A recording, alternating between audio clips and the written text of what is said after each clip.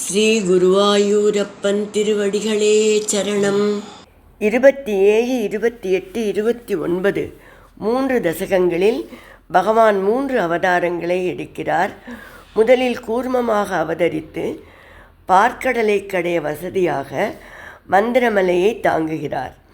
பிறகு 28வது தசகத்தில் தன்வந்திரி அவதாரம்.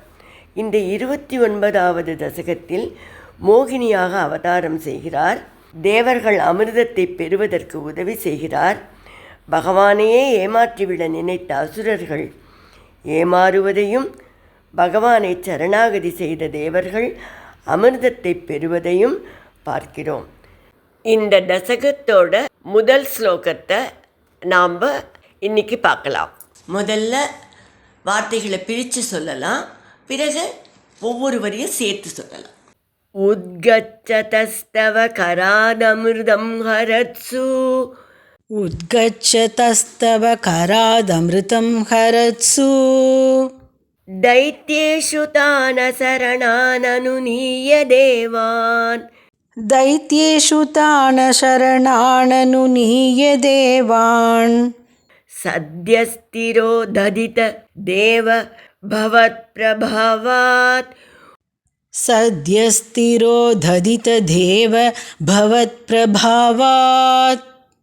उद्यत्स्वयूत्य कलह दिदिजा बभूवुः.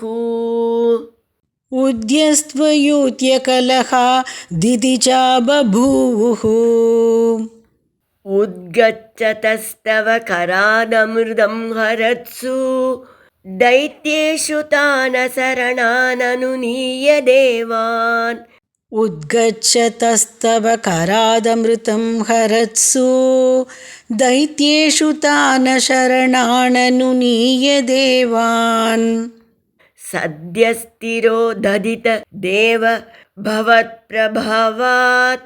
उद्यत्स्वयूत्य कलह दिदिजा बभूवुः. सद्यस्थिरो दधितदेव भवत्प्रभावात्. उद्यस्त्वयूत्य कलहादितिजा बभूवुः.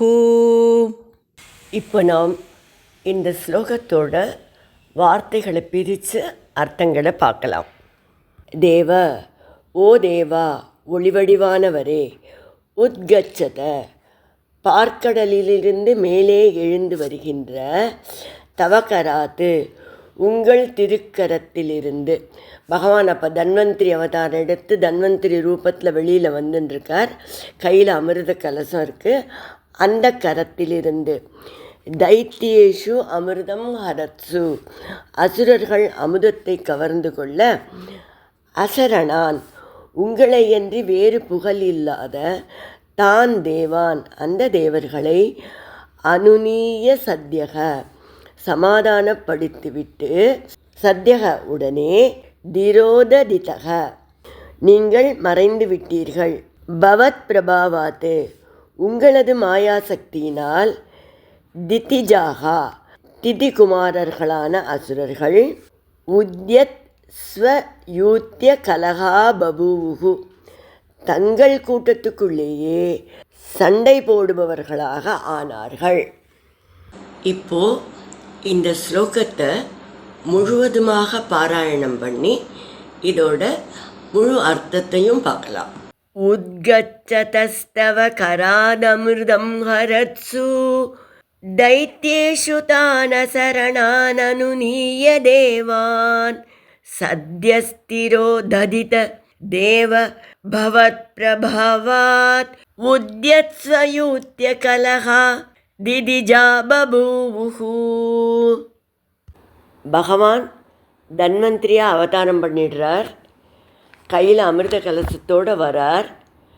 அப்படி பார்க்கடல்லேருந்து அவர் வரும்போதே அசுரர்கள் அப்படியே பாய்ந்து அவரோட திருக்கரத்திலேருந்து அமுதத்தை கவர்ந்து கொண்டு ஓடுகிறார்கள். அப்படியே தேவர்களுக்கெல்லாம் திக்பிரம, என்னடா இது, இவர்களோட நம்ம உடன்படிக்கையெல்லாம் செய்து கொண்டு இந்த மாதிரி பார்க்கடலை கடைந்தோம், அமுதமும் வந்துடுத்து, ஆனால் இவள் இப்படி அதை தூக்கிண்டு ஓடி போயிட்டாலே என்ன பண்ணுறது அப்படின்னு அவள் திக்பிரம பிடிச்சிருக்கிறச்ச உங்களை தவிர வேறு புகழில்லாத அந்த தேவர்களை நீங்கள் சமாதானப்படுத்திட்டு என்ன பண்ணாராம் பகவான், உடனே மறைந்து போயிட்டாராம். அந்த சமயத்தில் பகவானும் மறைந்தாச்சு, தேவர்களெல்லாம் அந்த பக்கம் போயாச்சு, கையில் கிடச்சிடுத்து அமிர்தம். ஆனால் பகவான் நன்னா ஒரு மாயை அங்கே இல்லாமலே பண்ணிடுறார். அந்த திதி குமாரர்கள் தங்களுக்குள்ளேயே சண்டை போட்டுக்கிறார். முதல்ல தேவர்களா அசுரர்களா யார் முதல்ல சாப்பிட்றதுங்கிற சண்டையை அது வரத்துக்கு முன்னாலேயே அசுரர்கள் தாங்க செய்யறது சரியா தப்பாங்கிறத எப்பயுமே அவன் நினச்சி பார்க்க மாட்டா இல்லையா, அப்படியே தங்களுக்கு தான் வேணும் அப்படின்னு எடுத்துன்னு போயாச்சு. ஆனால் இப்போ எடுத்துன்னு போயிட்டாலே நிம்மதியாக சாப்பிட முடியுமா எல்லாரும் அப்படின்னா, அதை யார் முதல்ல சாப்பிட்றது அப்படிங்கிறதுல பெரிய சண்டை. பலி, வலன், நமுச்சி, பகன் என்று ஒவ்வொருவரும் தங்களுக்கே வேண்டும் என்று சண்டை போட்டனர்.